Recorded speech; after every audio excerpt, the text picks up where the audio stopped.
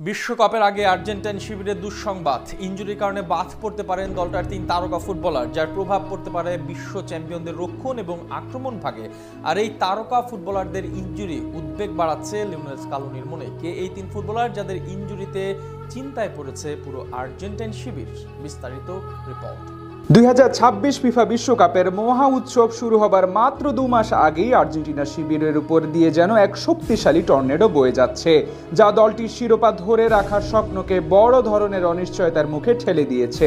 কেননা ইনজুরির কারণে বিশ্বকাপে অংশগ্রহণ অনিশ্চয়তায় পড়েছে দলটির 3 কাণ্ডারি: ক্রিস্টিয়ান রোমেরো, লাউতারো মার্টিনেজ এবং এমিলিয়ানো মার্টিনেজ, যা কোচ লিওনেল স্কালোনির জন্য এক ভয়াবহ দুঃস্বপ্ন হয়ে দাঁড়িয়েছে।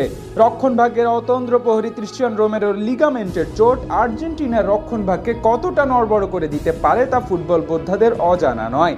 কারণ রোমেরো কেবল একজন ডিফেন্ডার নয়, বরং তিনি এমন একজন লড়াকু সৈনিক যার উপস্থিতি প্রতিপক্ষের স্ট্রাইকারদের মনে ত্রাস সৃষ্টি করে, এবং তার হার্ড ট্যাকলিং ও এরিয়াল সুপিরিয়রিটি স্কালোনির রক্ষণভাগকে দৃঢ়তা প্রদান করে। তার অনুপস্থিতিতে লিসান্দ্রো মার্টিনেজ কিংবা নিকোলাস ওটামেন্ডি হয়তো দলের রক্ষণভাগের দায়িত্ব কাঁধে তুলে নেবেন ঠিকই, কিন্তু আর্জেন্টিনা দলে রোমেরো সেই আগ্রাসী এবং নিখুঁত ডিফেন্ডিংয়ের অভাব পূরণ করা কার্যত অসম্ভব। অন্যদিকে গোল পোস্টের নিচে আর্জেন্টিনার চীনের মহাপ্রাচীর খ্যাত এমিলিয়ানো মার্টিনেজের ওয়ার্ম আপের সময় হঠাৎ পাওয়া চোট পুরো দলকে মানসিকভাবে বিপর্যস্ত করে তুলেছে। কেননা দিবু মার্টিনেজ মানেই পোস্টের নিচে এক অপ্রতিরোধ্য আত্মবিশ্বাস, যিনি পেনাল্টি শুটআউটে দলের ত্রাণকর্তা হয়ে ওঠেন এবং ম্যাচ চলাকালীন সময় দলের রক্ষণভাগের আত্মবিশ্বাস কয়েক গুণ বাড়িয়ে দেন।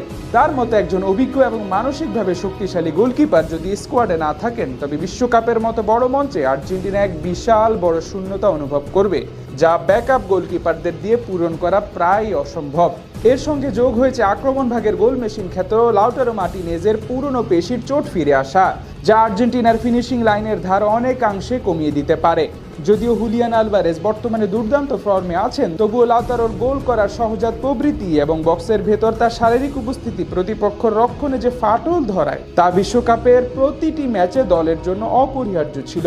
আর এই 3 তারকা ফুটবলারের চোট কেবল তাদের ব্যক্তিগত ক্ষতিই নয়, বরং এটি আর্জেন্টিনার দীর্ঘদিনের অর্জিত দলীয় রসায়ন এবং কৌশলগত ভারসাম্যের উপর এক বড় আঘাত।